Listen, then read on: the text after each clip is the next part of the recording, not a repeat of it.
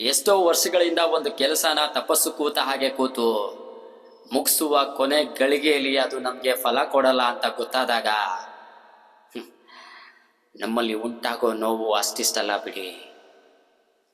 ಯಾರಿಗೂ ಹೇಳ್ಕೊಳಕ್ಕಾಗದೆ ಮುಂದೇನು ಅಂತ ದಿಕ್ಕು ತೋಚದೆ ಏಕಾಂತದಲ್ಲಿ ಕೂತು ಬಂದ ಕಣ್ಣೀರನ್ನ ನಡುಗ್ತಿರೋ ಕೈಯಿಂದ ಒರೆಸ್ಕೊಳ್ಳೋದು ಬಿಟ್ರೆ ಬಹುಶಃ ನಮ್ಗವತ್ತು ಯಾವುದೇ ರೀತಿ ಕೆಲಸ ಇರೋದಿಲ್ಲ. ಆಗಿದ್ದಾಗೋಯ್ತು ಅಂತ ಬಿಟ್ಟು ಬಿಡಬೇಕಾ ಅಥವಾ ಕಳೆದೋಗಿರೋ ವರ್ಷಗಳನ್ನ ನೆನೆಸ್ಕೊಂಡು ಹೊಸ ಜೀವನವನ್ನ ಶುರು ಮಾಡಬೇಕಾ ಅಂತ ಒಂದು ಗೊತ್ತಾಗ್ತಿರೋದಿಲ್ಲ.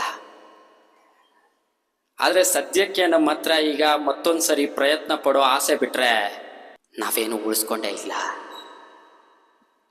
ಯಾಕೆಂದ್ರೆ ನಮಗೊಂದು ಗಾದೆ ಮಾತು ಗೊತ್ತು, ಮನುಷ್ಯ ಸೋಲ್ಬಹುದು ಆದರೆ ಅವನ ಪದೇ ಪದೆಯ ಪ್ರಯತ್ನ ಯಾವತ್ತೋ ಒಂದು ದಿನ ನಮ್ಮನ್ನ ಗೆಲ್ಸುತ್ತೆ ಅಂತ.